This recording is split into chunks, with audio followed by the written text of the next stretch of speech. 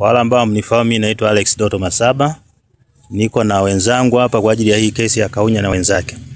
Kama ambao mmeona leo kesi ilikuwa inaendelea kwa ajili ya usikilizwaji na wamekuja na shahidi mmoja, ni daktari. Kimsingi alikuwa anathibitisha au alikuja kutolea ushahidi kosa la 9 ambalo linamhusu mshtakiwa George. Nafikiri mnafahamu kwamba alilazwa, lakini pia anashtakiwa kwa kosa ambalo la kujeruhi. Ndio alikuja kuthibitisha kwamba alimtibu mjeruhiwa.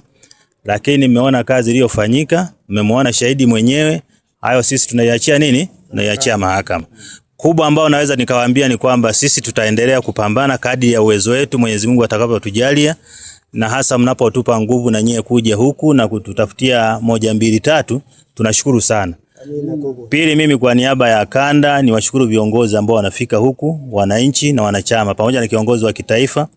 Kama ambavyo umeambiwa leo tuna katibu mkuu wa vijana, lakini pia mkurugenzi wa sheria amekuwa akifika hapa.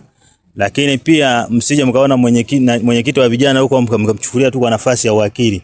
Maana kwamba mwenyekiti wa vijana pia taifa yuko hapa. Sasa hawa viongozi wanaokuja hapa hawaji kimya kimya, maana kwamba lazima waage kwa mabosi wao. Chama taifa kinajua kwamba wako wapi? Wako Bunda. Maana yake ni kwamba chama kinataarifa kwamba viongozi wakuu wa vijana wako Bunda kwenye kesi ya katibu mkuu mstaafu. Kwa hiyo mimi naendelea kuwashukuru viongozi wa chama, wanachama na wananchi wasio na chama chochote. Kwa hiyo sisi tutaendelea kuifanya hii kazi mwanzo mpaka mwisho kwa gharama yoyote.